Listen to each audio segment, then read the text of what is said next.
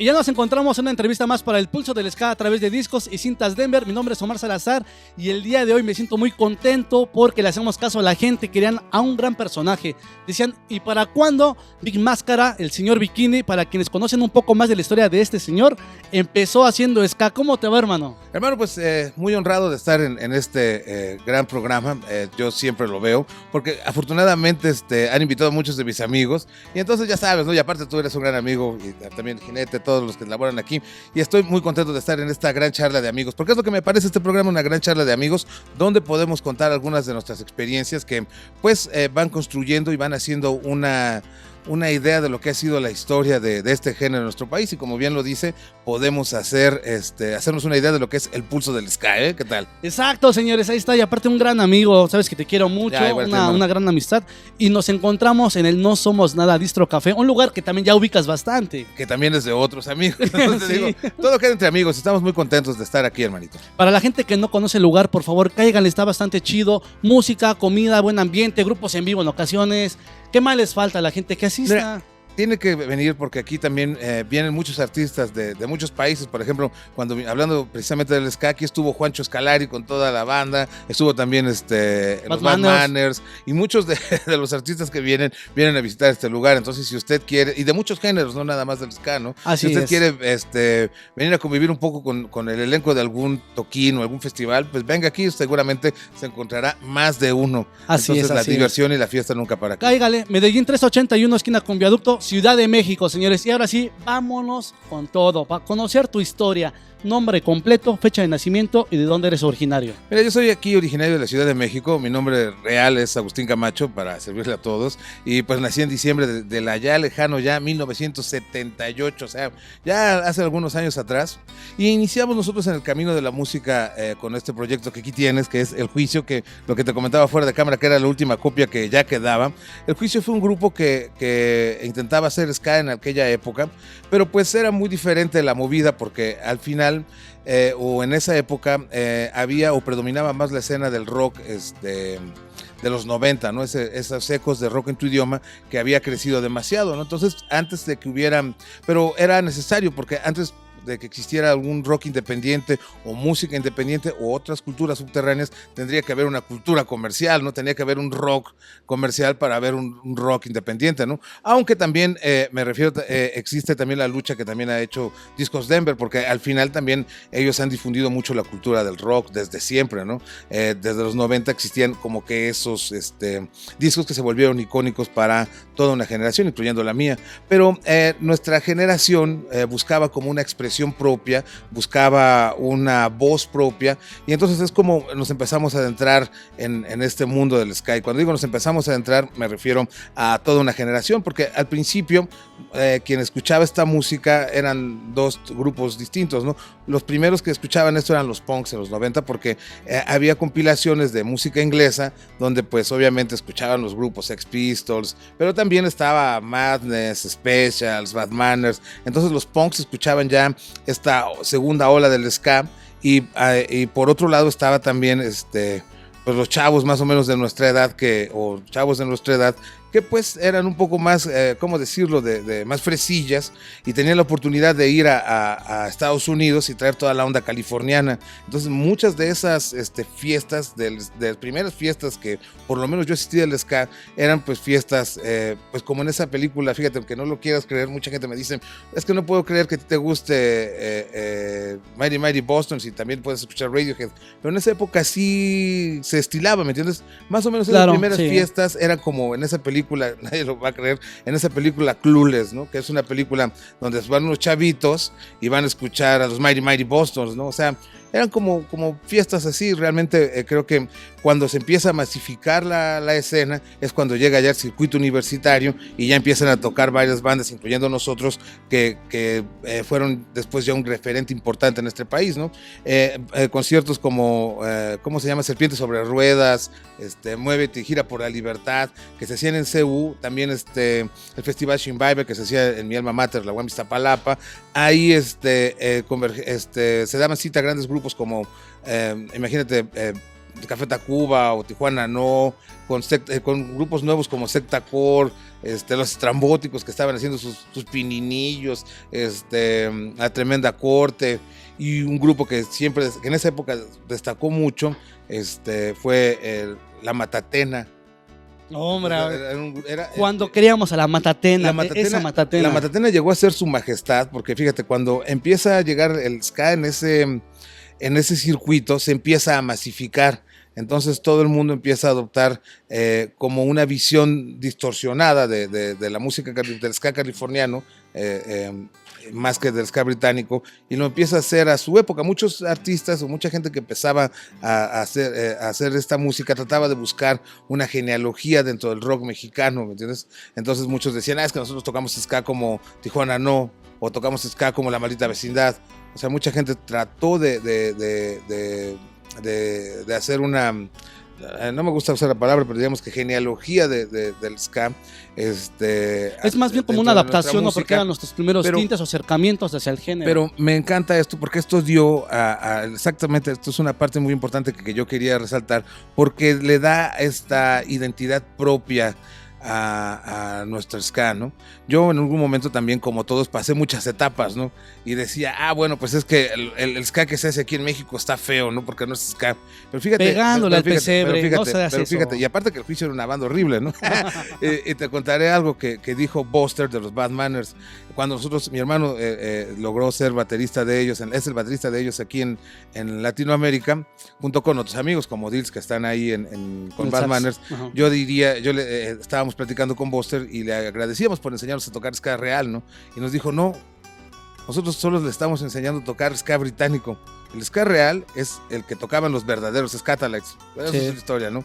Pero ustedes nunca deben renegar de su ska, porque al final el ska que hay en México es su ska, ¿me entiendes?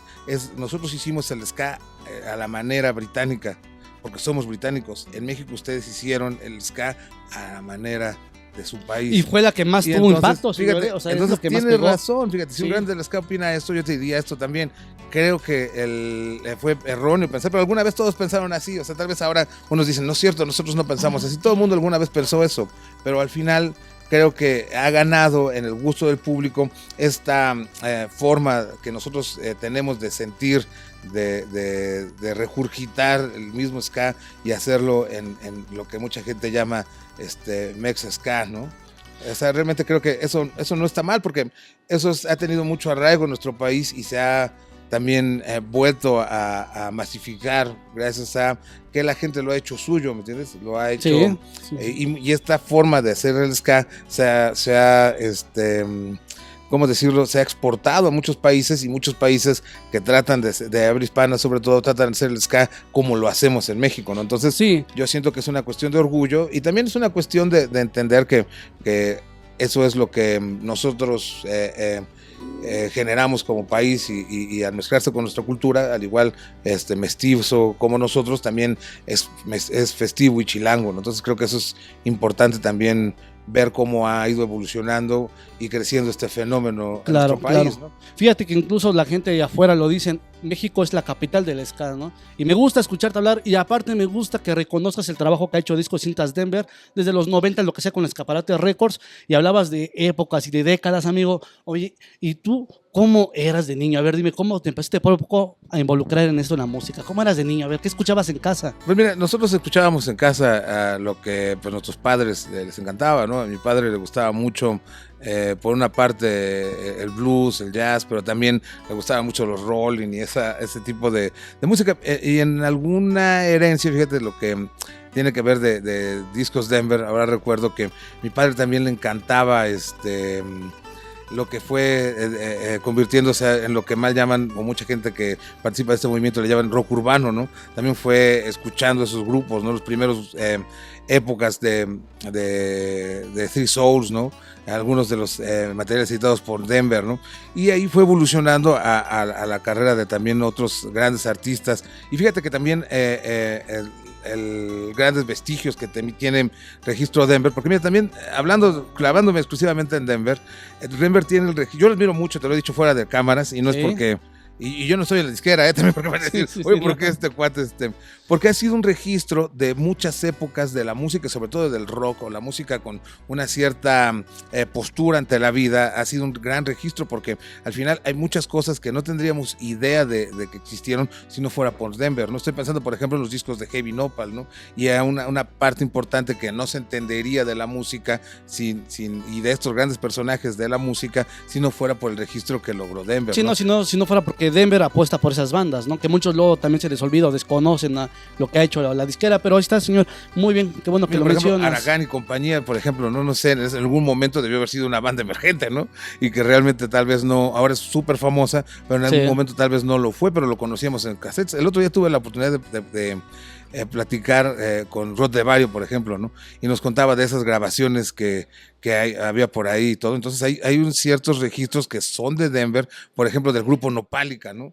Que tal vez él lo cuenta como que fue algo muy efímero, pero nosotros no lo conoceríamos o no entenderíamos a qué se refiere si no hubiera ese y eres parte de la historia justamente porque está el registro. Oye, amigo, pero no eres hijo único, platícanos también un poco de tu familia, porque también hay gente que participa contigo en la música. Tengo mi hermano que siempre me acompaña, que por cierto está por aquí, y siempre hemos tocado juntos y hemos tenido, fíjate, una misión en la vida. Mi hermano y yo, me da risa porque mi hermano siempre ha sido un tipo muy concreto en las cosas que me dice, ¿no? Y esto, si me conmueve hasta las lágrimas, te lo contaré. Siempre ha resuelto las cosas como si fueran muy fáciles, ¿no? Y entonces él era niño, porque nosotros empezamos o tenemos el sueño de tocar desde muy jóvenes, ¿no? Muy jóvenes me refiero a 10, 12 años de niños, ¿no? Porque pues influenciados por estas figuras de la música que veíamos. Por ejemplo, mi papá nos llevó a ver al supergrupo Tex-Tex cuando éramos chavos, ¿no? Entonces nosotros queríamos tocar como... ¿Te impactó ver al Tex-Tex arriba del escenario y tocar? Fuimos a ver a Alex Lora también, ¿no? Entonces ahí fue un día que dije, oye, que deberíamos hacer nuestro propio grupo, ¿no? Quiero estar ahí arriba. Porque es buenísimo y ver al grupo, ¿no? Oye, pero eso es por parte del rock nacional, del rock mexicano, pero entonces, ¿cómo te involucras en la parte del ska? ¿Qué es lo primero que escuchas que te atrapa el género? Por lo mismo, bueno, pero te comento esto. Entonces, al final, mi hermano, cuando teníamos ganas de hacer eso, tuvimos una misión, porque me dijo mi hermano, es que mira, ya lo tengo. ¿Qué tienes? Me dice, mira, ya entendí qué es lo que vamos a hacer, mira. Para hacerla en la música es muy fácil, mira. Como no hemos hecho un pacto con el diablo, nuestros padres no se han muerto, no tenemos ningún pasado tortuoso, lo único que tenemos que hacer es llevar la música lo más lejos de donde la encontramos, ¿no? Y ya. Entonces me sorprende ver cómo resuelve las cosas. Era así. Un niño, ¿no? Era un niño, tendría 9 años, ¿no? Se me decía, hay que hacer, y así haremos nuestra propia leyenda del rock, ¿me entiendes? Entonces, digo, parecería como muy, muy fácil, ¿no? Y entonces, pues, desde esa época nos hemos dedicado, fíjate, estoy hablando ya más de 30 años, nos hemos dedicado a tratar de llevar la música lo más lejos donde la hemos encontrado, y gracias a esta misión autoimpuesta hemos podido encontrar cada vez más música, y ahora sí retomando lo que dices del género, y en una de esas andanzas, o como yo llamo, de esas aventuras de la música, descubrimos precisamente este género que era el ska, ¿no?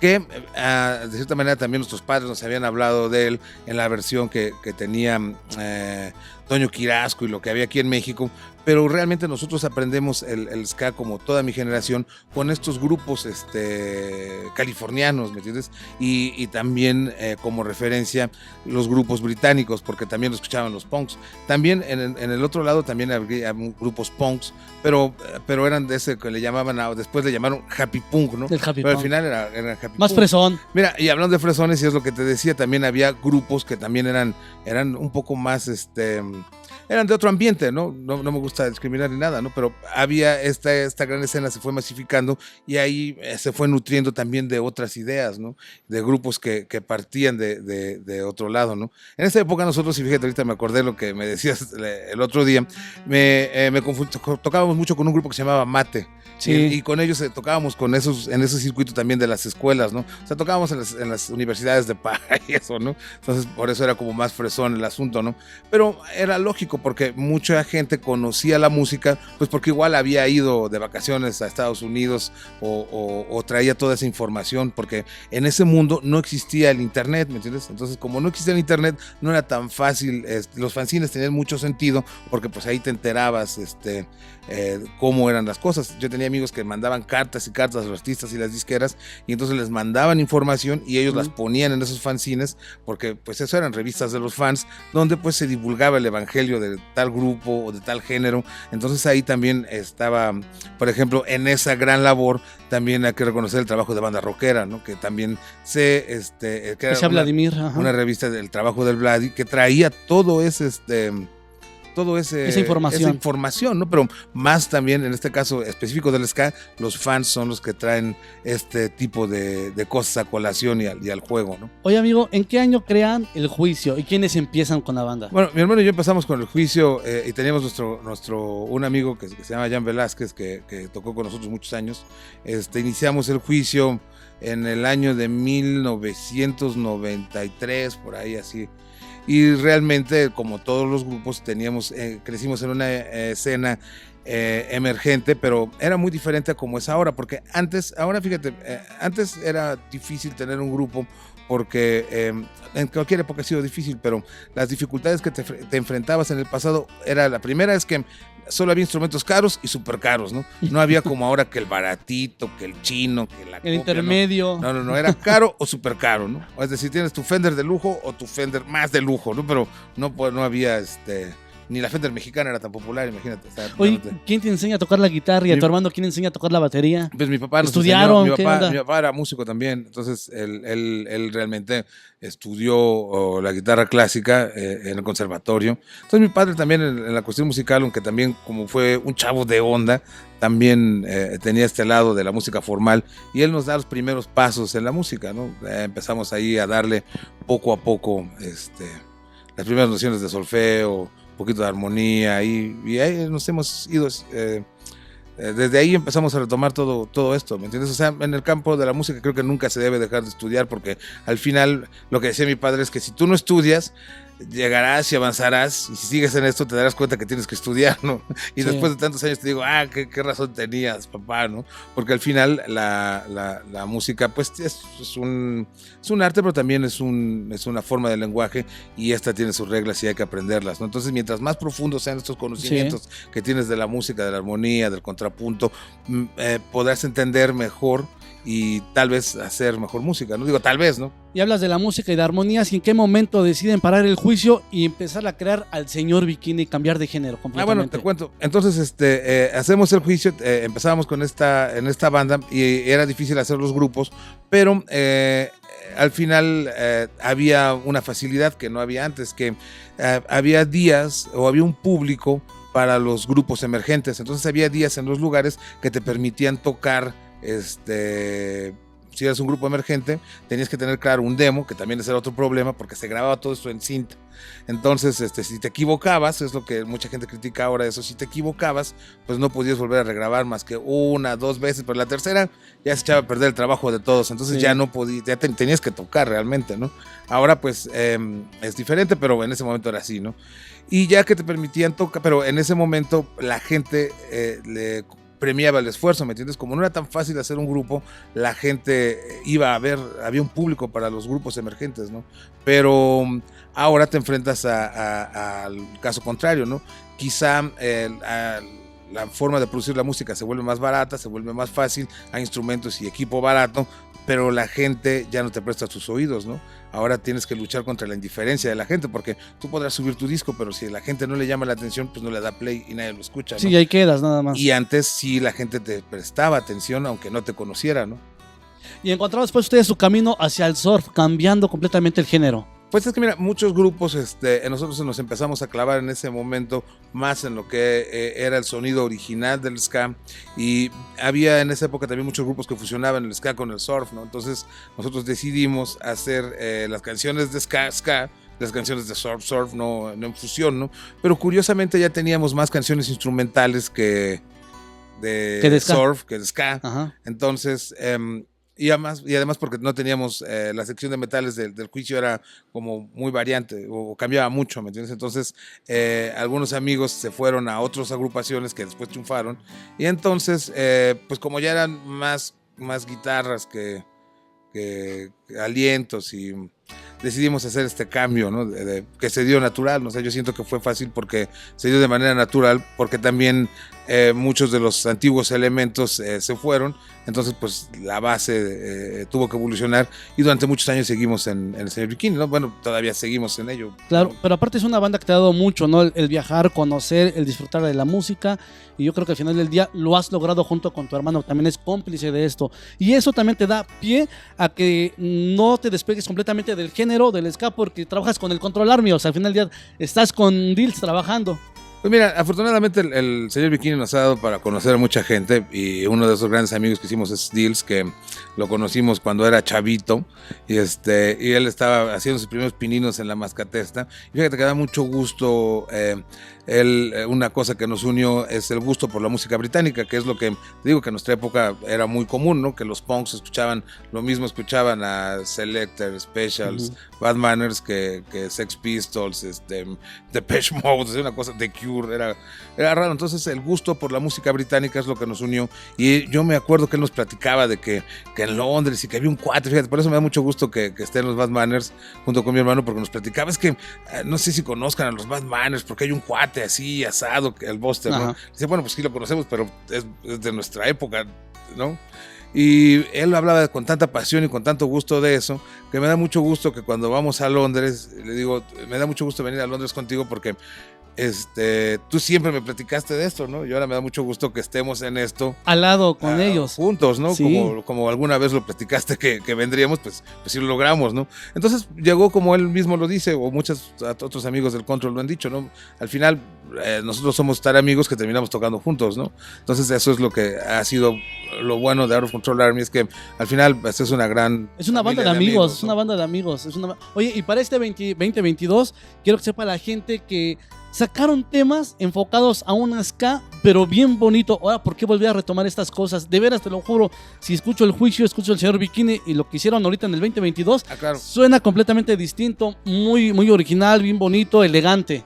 Es que tratamos de retomar muchas influencias de las que tenemos, o sea, al final de cuentas creemos que el Señor Bikini es un proceso creativo que ha ido evolucionando con los años y hemos tenido la oportunidad de convivir con muchos músicos británicos y muchos músicos que también son del ska, del reggae, entonces también con el tiempo he aceptado lo que somos y al final, ¿y qué somos? Pues somos músicos que amamos cualquier género musical y que hemos tenido contacto con muchos artistas que pues igual son nuestras influencias, ¿no? Entonces no vamos a negar nuestro gusto ni nuestra raíz, que fue el ska, y ahora hemos decidido retomar ciertos temas que teníamos la inquietud de hacer y dijimos, bueno, ¿por qué no hacerlo? ¿No? Entonces tenemos una colección de temas en este nuevo tenor de nuestro gusto por la música jamaiquina que pues invariablemente ha permanecido durante los últimos 25 años, ¿no? Entonces, mucha gente que no conoce la carrera del grupo piensa, es que eso tal vez es algo nuevo, pero pues más bien es retomar el mismo proyecto artístico que fue el juicio, ¿no? Porque el juicio ya hacía ska, pero también hacía surf, ¿no? Y ahora el Señor Bikini, pues es surf, pero ahora también hace early reggae, ¿no? También, early reggae, que es lo bien que sabroso. ahora, ¿no? Oye, amigo, este programa se llama El Pulso del Ska y le pregunto a Big Máscara, ¿recuerdas ese momento que te hizo vibrar y decir, de aquí soy, de aquí de este género? Pues mira, yo siento que hubo grandes momentos aquí en nuestro país, pero lo que realmente a mí me impactó y creo que fueron varios momentos, pero el que ¿Qué más recuerdas? ¿El que más te marcó? Que más me marcó fue que me haya hecho amar más el ska. Fue la primera vez que vinieron los Skatalites aquí a México, porque al final fue una demostración de lo que era ese Jamaican Jazz que llamaban ellos, ¿no? Y después tener la oportunidad de poder conocerlos y estar con ellos fue como muy impactante para nosotros, ¿no?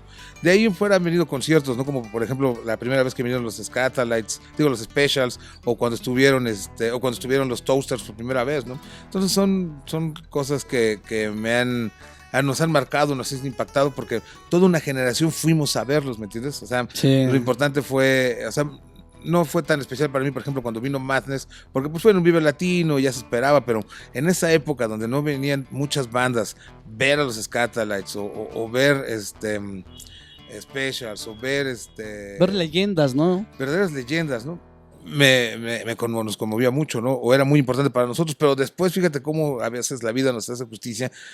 Tuvimos la oportunidad de conocer a esas leyendas y tocar con esas leyendas, ¿no? Si a mí yo del pasado le hubiera dicho, fíjate, si sigues en esto en algunos años, cuando seas viejo, vas a tocar con todas esas leyendas, yo diría, quiero ser viejo ya, ¿no? Y la otra vez hace poco nos fuimos de gira con los Toasters y estaba dormido Bucket, ¿no? Ahí, y entonces me dice, ¿qué les digo? Es que mira, nunca me imaginé estar al lado al lado de esta leyenda, ¿no? O sea, porque al final de cuentas, pues igual, ahora le decimos, pues es Bucket y todo, pero para mí sigue siendo una gran leyenda y yo siempre quiero tocar la guitarra como él y ahora lo tengo aquí al lado, ¿no? Y algo peor, o sea, fíjate que hasta el nivel de confianza que tiene, que hasta está aquí dormido en la gira, ¿no? Digo que nunca, para mí esto es un sueño, o sea, mucha gente no lo hubiera pensado de esa manera, pero qué maravillosa es la música, ¿no? Hasta dónde te puede transportar, hasta dónde te puede llegar e impulsar. Oye, 3 canciones que la banda debe tener sí o sí en su playlist de ustedes, ya sea con El Juicio, ya sea con Señor Bikini o lo que estás trabajando actualmente. Pues mira, yo siento que para entender un poco lo que sería el despliegue de lo que hemos hecho, me gustaría que la gente escuchara, por ejemplo, Mejores Tiempos Están por Venir, Better Times Are Coming, que es nuestro último sencillo. También podría pensar que podría escuchar algo del Surf Extremo, que son 2 canciones básicas que gracias al apoyo de toda nuestra gente que nunca nos ha olvidado, tienen varios millones de reproducciones, que sería Saca la Chela y Fuera Ropa, que eso fue, pues siguen siendo canciones que a la fecha nos siguen abriendo camino, ¿no? No, pues que también son parte de la cultura de la gente, ¿no? O sea, son clásicos que la gente quiere. Y ahora vamos a hacer unas versiones de early reggae, de ska, de estas versiones, Órale. De estas canciones. Y algo del Juicio, pues podría ser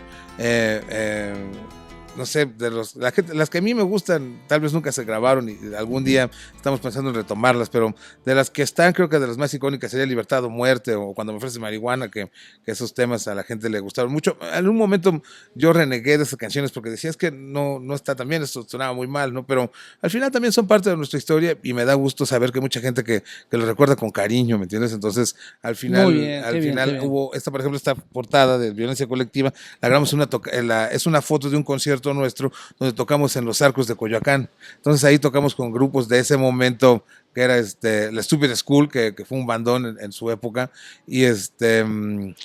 y creo que tocó La Matatena ese día. No tocó La Matatena. Bueno, tocó otro grupo, no me acuerdo cuál era, te mentiría. Qué bien, amigo. Pero Nuestra Cosa tocó, Nuestra Cosa. Nuestra Cosa, cuando estaba ahí Fernando, justamente, que ahora trabaja con los Big Browns.